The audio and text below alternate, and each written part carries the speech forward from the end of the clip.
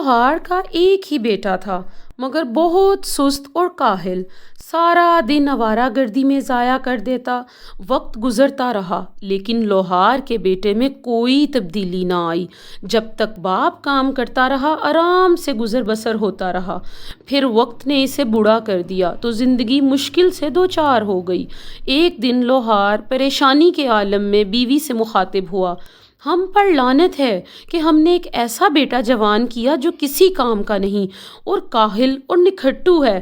سوچو ذرا، اب بھی اگر اس نے کام نہ کیا تو ہم کھائیں گے کہاں سے؟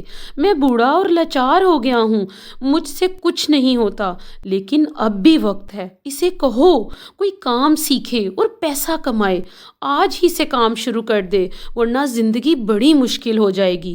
لوہار نے اپنی بات ختم کی تو اس کی بیوی پریشان ہو گئی۔ وہ جانتی تھی کہ اس کا بیٹا اس قابل ہے ہی نہیں کہ کچھ کر سکے، پیسہ کمانا تو بہت دور کی بات ہے۔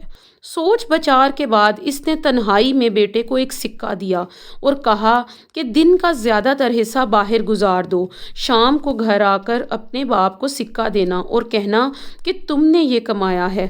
کاہل بیٹے نے ویسے ہی کیا جیسا ماں نے بتایا تھا۔ شام کو جب وہ گھر لوٹا تو اس نے سکہ باپ کو دیا تو باپ نے سکہ لے کر انگلیوں میں گھمایا اور چولہے میں جھونک دیا اور غصے سے بولا، یہ سکہ تم نے اپنی محنت سے نہیں کمایا۔ بیٹا خاموش ہو گیا کیونکہ وہ سمجھا کہ باپ کو حقیقت کا علم ہو گیا ہے۔ دوسرے دن ماں نے بیٹے کو ایک اور سکہ دیا اور کہا کہ گھر سے نکل جاؤ اور سارا دن بھاگ دوڑ میں گزار دو، شام کو تمہارے چہرے پہ تھکاوٹ ہوگی تو تمہارے باپ کو یقین آ جائے گا کہ یہ سکہ تم نے اپنی محنت سے کمایا ہے۔ بیٹے نے ویسا ہی کیا اور شام کو سکہ باپ کے ہاتھ میں تھما دیا۔ اس نے چند لمحے سکہ انگلیوں میں گھمایا اور اسے بھی چولہے میں جھونک دیا اور سختی سے بولا، تم نے پھر مجھے دھوکہ دینے کی کوشش کی، یہ سکہ تمہاری محنت کی کمائی کا نہیں ہے۔ ماں نے محسوس کر لیا کہ اس کے بیٹے کو کچھ کرنا ہی پڑے گا، چونکہ جب باپ نے سکہ آگ میں پھینکا تو بیٹے کے چہرے پہ پریشانی کے کوئی آثار نہ تھے۔ اگر یہ سکہ اس نے اپنی محنت کی کمائی سے کمایا ہوتا تو وہ پریشان ہو جاتا۔ ماں نے بیٹے کو سمجھایا، اب تم جان چکے ہو کہ اپنے باپ کو بے وقوف نہیں بنا سکتے، اسے مزید تکلیف مت دو، جاؤ کوئی کام ڈھونڈو، یہ پرواہ نہیں کہ تم کتنے پیسے کماتے ہو، جو بھی کما کر لاؤ باپ کو دو اور اسے بتاؤ کہ تم اپنے پاؤں پر کھڑے ہو گئے ہو۔ بیٹا خاموشی سے چلا گیا اور ہفتہ بھر مختلف جگہوں پر کام کیا۔ جب اپنی محنت سے کچھ پیسہ اکٹھا کر لیا تو اس نے باپ کو لا کر دیے۔ باپ نے سکے مٹھی میں لیے اور گھمائے اور پھر انہیں آگ میں جھونک دیا اور بولا، مجھے یقین نہیں آتا کہ یہ تمہاری ہی کمائی کے ہیں۔